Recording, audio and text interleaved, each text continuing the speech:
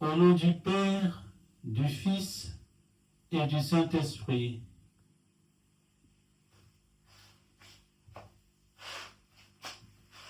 Que la paix de notre Seigneur Jésus-Christ soit avec vous. Amen. Amen.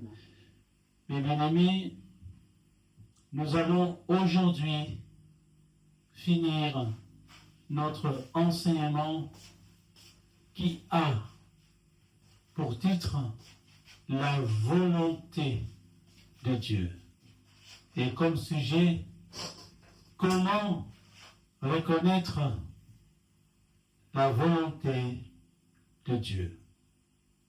Et, mes bien-aimés, la Bible a répondu à cette question parce que il est écrit dans Jacques chapitre 1 verset 4, je cite: mais veillez à ce que votre persévérance tienne bon jusqu'au bout, afin que vous soyez parfaits, sans défaut, et qu'il ne vous manque de rien.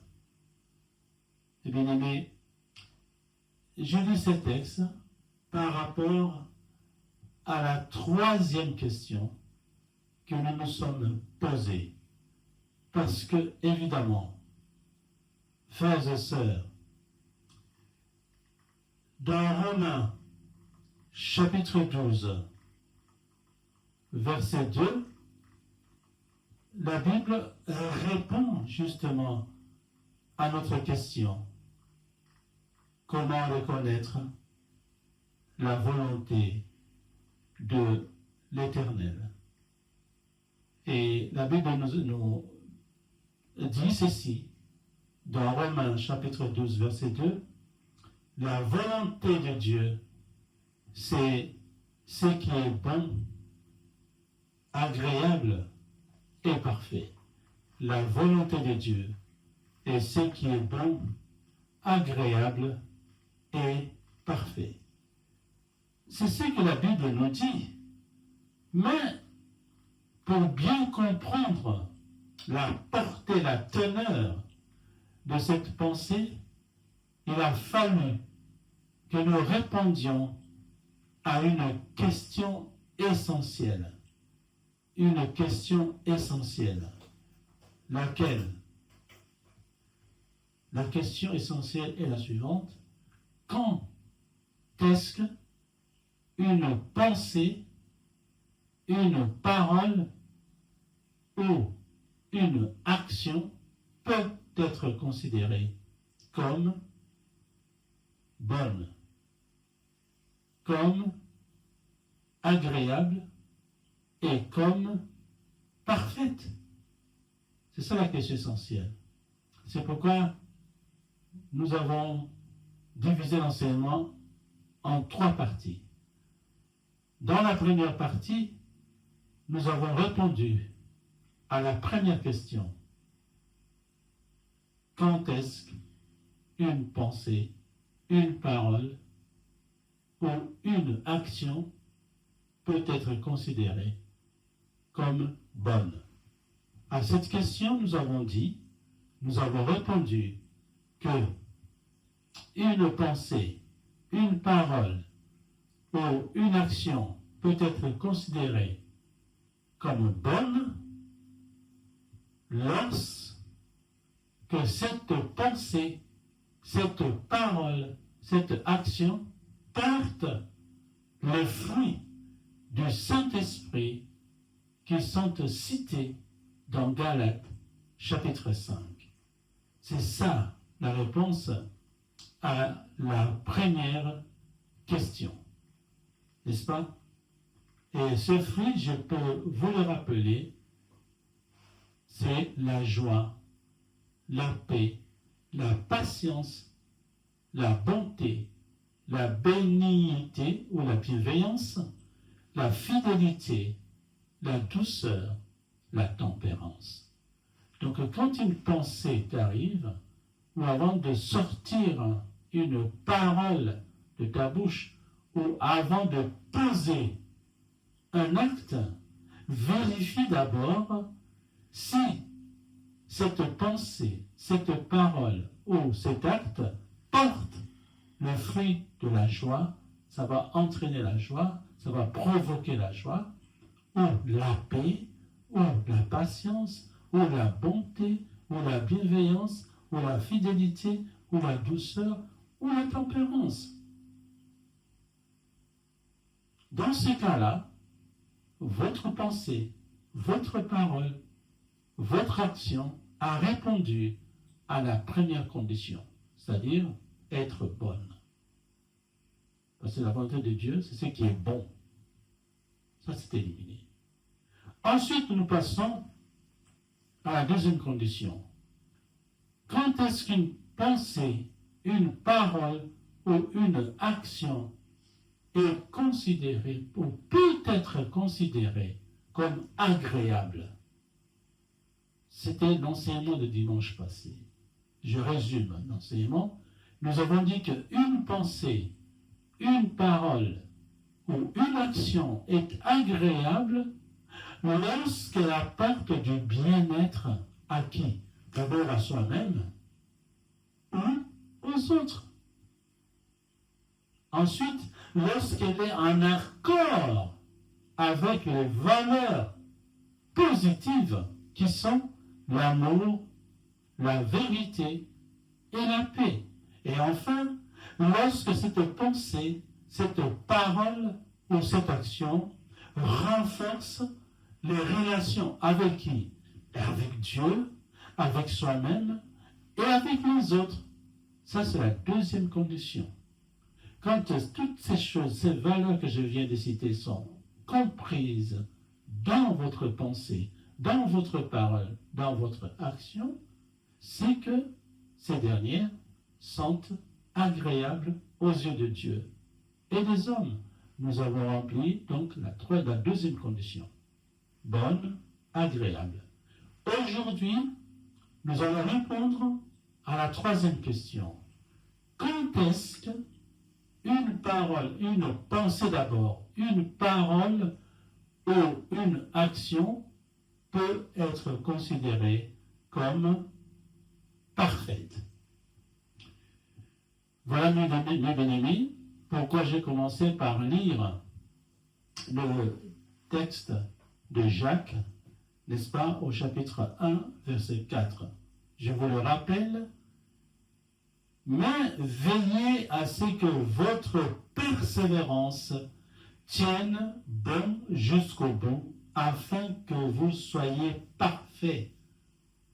Que votre persévérance tienne bon jusqu'au bout, afin que vous soyez parfaits, sans défaut, et qu'il ne vous manque rien. Ça, c'est la version français courant. Jacques, chapitre 1, verset 4. Frères et sœurs, d'après le texte que nous venons de lire, la parole de l'Éternel nous encourage à persévérer jusqu'à la fin, afin d'atteindre la perfection, la persévérance. Persévérer jusqu'à la fin, afin d'atteindre la perfection et d'être sans défaut et ne manquer de rien. C'est un exercice difficile. Humainement, c'est impossible. Parce que quand on a tellement de preuves, on commence à se poser des questions. On se dit, mais est-ce que je suis sur la bonne voie ou pas? Dans ces cas-là, il faut prier tout simplement. Demander l'aide à l'Esprit Saint de Dieu. C'est difficile parfois de continuer quand l'épreuve est dure. Mais la Bible nous dit, nous devons persévérer jusqu'à la fin, afin d'atteindre la perfection. C'est pas facile, mais il faut persévérer. C'est grâce à la persévérance qu'on atteint la perfection et on arrive à être sans défaut, avec l'aide bien sûr du Saint-Esprit, n'est-ce pas? Et comme récompense, ne manquez de rien. Dieu paye après, nous récompense après. Mais il faut persévérer pour atteindre la perfection. En fait, sur le plan spirituel, une pensée, une parole ou une action peut être considérée comme parfaite lorsqu'elle est alignée sur l'amour de Dieu.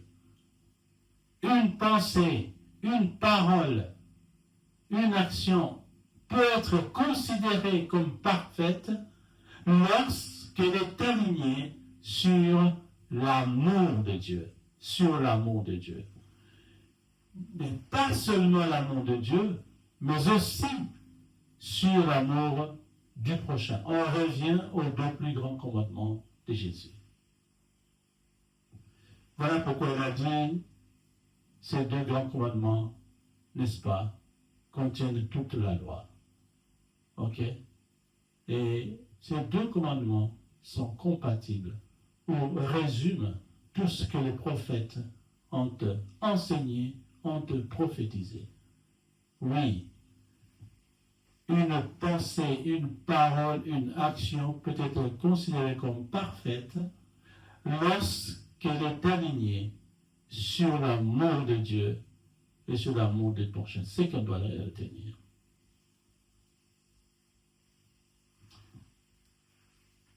Oui, on peut ajouter pour enrichir qu'une pensée, une parole, une action est aussi parfaite lorsqu'elle est alignée avec la volonté de Dieu, bien sûr qu'on apprend. Ok? Lorsqu'elle est empreinte, donc cette parole est empreinte de l'amour, de la vérité, de la justice et de la pureté. Il faut vraiment, vraiment chaque fois examiner nos pensées, nos paroles, nos actions avant de poser. Vérifier si cette action que vous voulez poser est alignée avec la volonté de Dieu, avec l'empreinte d'amour, de vérité, de justice et de pureté. Et qu'elle reflète la sainteté, la justice et la miséricorde. Beaucoup de choses à faire. Beaucoup de choses à faire. Mais c'est ça, être enfant de Dieu. C'est pourquoi en français, on dit avant de parler, il faut tourner la langue cette façon. Il faut prendre le temps de vérifier ce que tu veux sortir de ta bouche.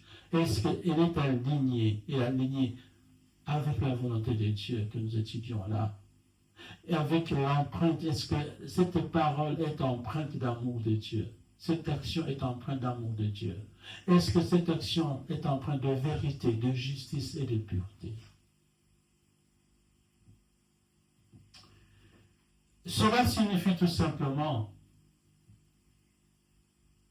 que cette parole doit être sincère, que cette parole, cette pensée, cette action soit humble et tournée complètement vers Dieu. C'est beaucoup de choses.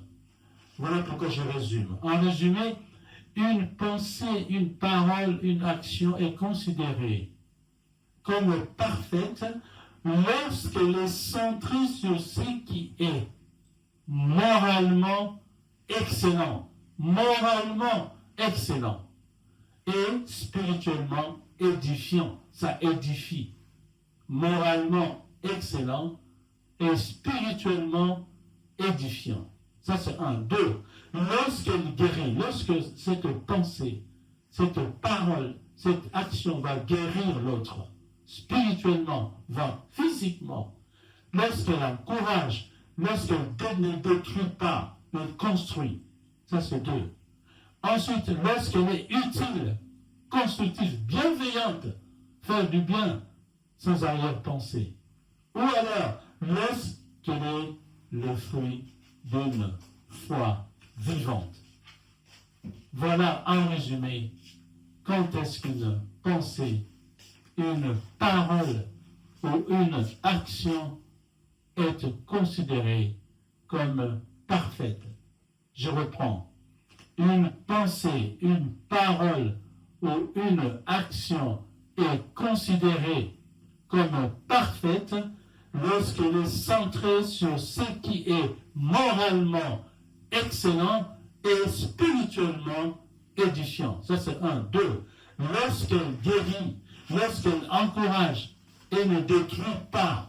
Trois, lorsqu'elle est utile, constructive, bienveillante, c'est-à-dire quand tu vises à faire du bien sans avoir pensé. Et enfin, lorsqu'elle est le fruit d'une foi vivante.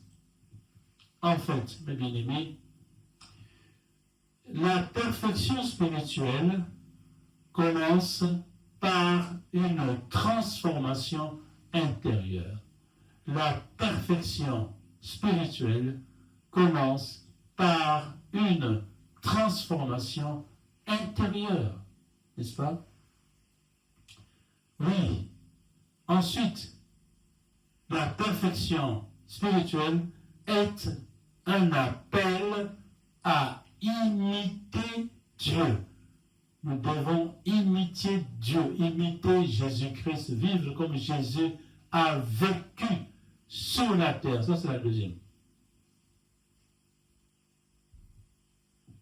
Façon, n'est-ce pas, d'exprimer une pensée, une parole et de poser une action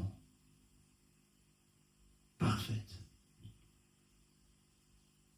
La perfection spirituelle est un appel à imiter Dieu dans l'amour et la sainteté. Imiter Dieu, imiter Jésus-Christ dans l'amour et la sainteté. Et enfin, sachez que l'amour est le critère ultime, c'est le critère le plus élevé de la perfection. L'amour de Dieu. Ok? L'amour sans calcul, l'amour sans arrière-pensée, sans chercher l'intérêt. Non, l'amour de Dieu. Ça, c'est le critère ultime, c'est le critère le plus élevé, n'est-ce pas, de la perfection. Faire des choses, penser à des choses, parler, n'est-ce pas, avec l'amour de Dieu. L'amour de Dieu. Agir en imitant Dieu avec l'amour de Dieu. L'amour gratuit. Une action, un service divin, gratuit, complètement gratuit. Sans chercher d'intérêt. Il n'y a pas de calcul. Il n'y a pas d'arrière-pensée. Pur. Un amour pur. C'est cela. Je répète parce que c'est important. En fait, la perfection spirituelle commence par une transformation intérieure. La perfection spirituelle est un appel à imiter Dieu dans l'amour et la sainteté. Et enfin, l'amour est le critère ultime, c'est-à-dire le plus élevé de la perfection. Voilà, mes bien-aimés, c'est beaucoup de choses. Et pour conclure, vous aurez la vidéo donc sur Facebook et YouTube. Vous pouvez revenir là-dessus pour digérer la parole. Essayez de comprendre encore plus et encore plus la parole.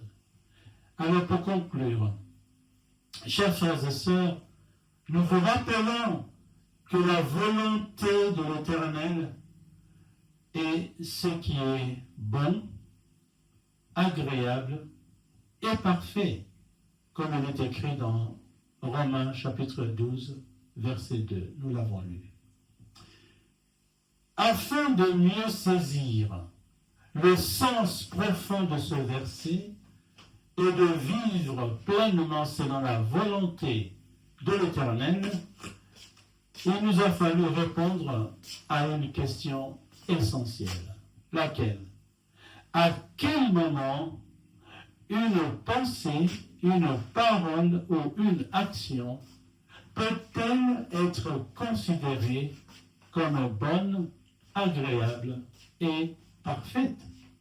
Dans l'enseignement que nous venons de partager avec vous, nous avons apporté une réponse à cette question en vous expliquant que une pensée, une parole, une action est bonne lorsqu'elle porte les fruits du Saint-Esprit qui sont indiqués dans l'Épître aux Galates au chapitre 5, verset 22. Je vous les répète ou les rappelle, c'est la joie, la paix, la patience, la bonté, la bénignité ou la bienveillance, la fidélité, la douceur, la tempérance.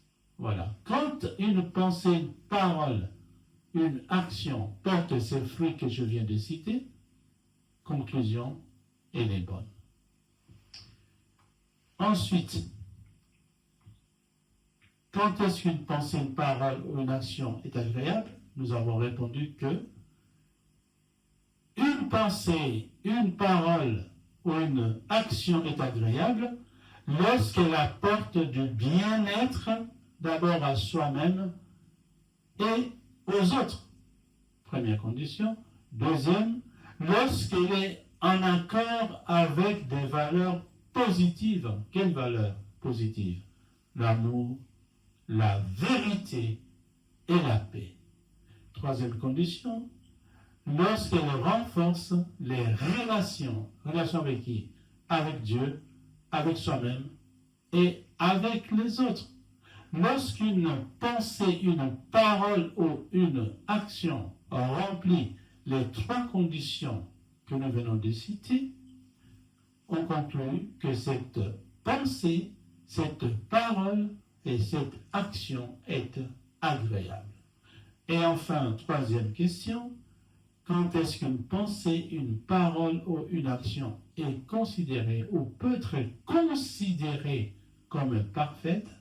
Nous avons répondu que c'est lorsque cette pensée, cette parole ou cette action est centrée sur ce qui est moralement excellent et spirituellement édifiant. Première condition. Deuxième condition, lorsqu'elle guérit, lorsqu'elle encourage et lorsqu'elle ne détruit pas. Parce que Dieu ne détruit jamais, c'est Satan qui détruit. Troisième condition, lorsqu'elle est utile, constructive et bienveillante, c'est-à-dire faire une chose gratuitement, sans arrière-pensée.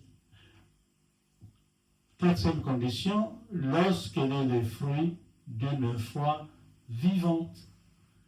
Lorsqu'une pensée, une parole et une action remplissent ces quatre conditions que nous venons de citer, on peut conclure que cette pensée, cette parole et cette action est parfaite.